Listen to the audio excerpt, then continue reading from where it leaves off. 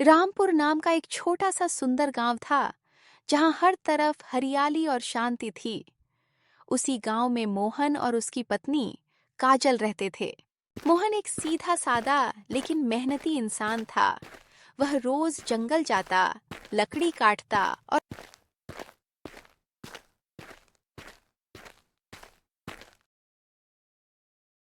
काजल चिड़चिड़ी आवाज में। हर दिन वही लकड़ी काटने का काम। इतने कम पैसे लाते हो कि घर चलाना मुश्किल हो जाता है। कब तक ऐसे चलेगा मोहन?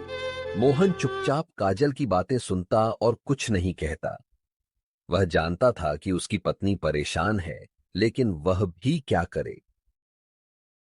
एक दिन की बात है, मोहन रोज की तरह जंगल गया। दोपहर हो चली थी।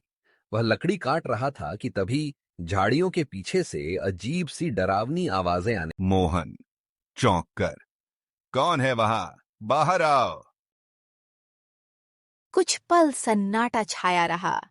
फिर अचानक एक डरावनी चुड़ैल झाड़ियों से निकलकर सामने आ गई।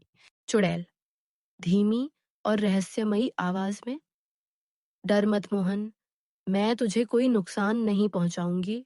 मोहन डरा हुआ लेकिन साहसी स्वर, तू तू कौन है और मेरा नाम कैसे जानती है? चुड़ैल, मैं एक आत्मा हूँ। एक तांत्रिक ने मुझे अपनी ताकत से कैद कर रखा है। मैं आजाद होना चाहती हूँ। मोहन, मैं तुम्हारी क्या मदद कर सकता हूं? चुड़ैल, अगर तू मेरी आत्मा को उस बोतल से आजाद कर दे जहां मुझे तांत्रिक ने कैद किया है, तो मैं तुझे सोने के सिक्के दूंगी। मोहन, मुझे सोना नहीं चाहिए, लेकिन अगर मेरी मदद से तू आजाद हो सकती है तो मैं जरूर करूंगा।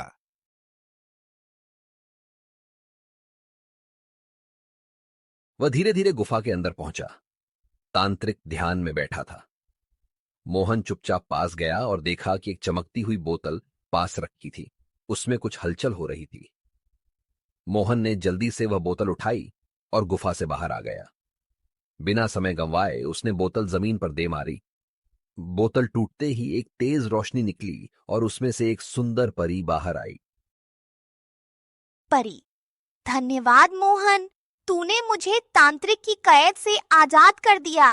तू सच में एक नेक दिल इंसान है।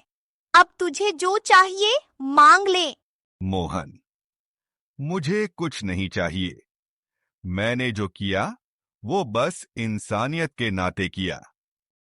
परी मुस्कुराते हुए, तेरे जैसे लोग बहुत कम होते हैं। तेरी ईमानदारी और सच्चाई के लिए मैं तुझे यह सोने के सिक्कों की थैली दे रही हूँ। इतना कहकर परी आसमान में उड़ गई और धीरे धीरे अदृश्य हो गई।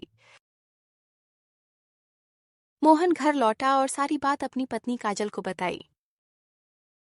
काजल, मोहन, मुझे माफ कर दो। मैंने हमेशा तुम्हारी मेहनत की कदर नहीं की। तुम सच में बहुत अच्छे इंसान हो। अब मोहन ने गांव में एक छोटी सी लकड़ी की दुकान खोल ली।